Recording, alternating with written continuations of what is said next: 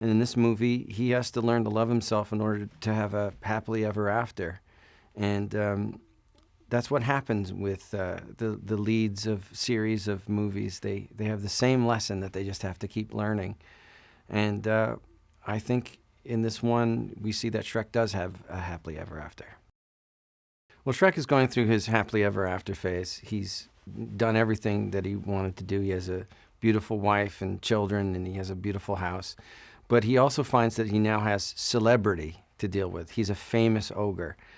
And he's at this phase in his life where he's kind of going, am I the ogre I used to be? And he kind of feels like all of his fangs and his essence of being a scary, gruff ogre have been taken away from him by celebrity.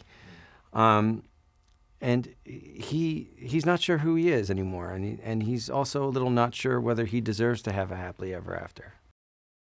The new villain is Rumpelstiltskin. And Shrek is so unhappy with his life.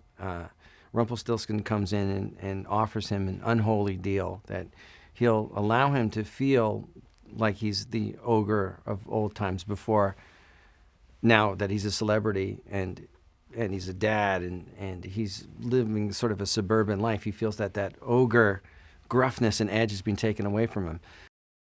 Rumpelstiltskin says to him, I'll give you a perfect day if you give me 1 day.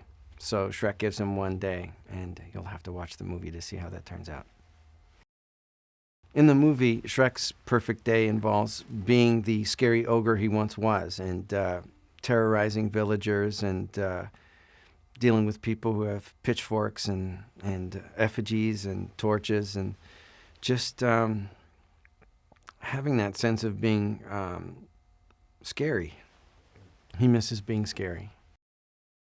In this alternate reality, Donkey and Puss in Boots and ultimately Fiona don't know who he is. So in trying to convince them of who he is, he finds out for himself who he is.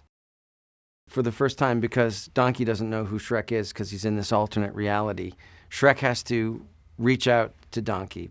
In the past, Donkey's just sort of imposed himself and said, hey, I'm your best friend. And Shrek's gone, really? Okay. And now he actually has to work for Donkey's friendship. In this alternate reality, the characters have gone through a change and things have happened.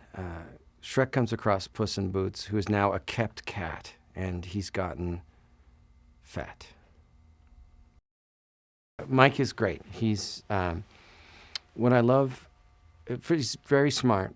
He cares that it'd be great, and I think I think this is the best one. I do. I think this is the best Shrek, and it's so inspiring that you're with people that just really want it to be great. This one is. He's funny, and he's very generous with his laughter, and it just inspires you on to just do better for him, you know. And it's just amazing between Mike and Jeffrey and the whole team.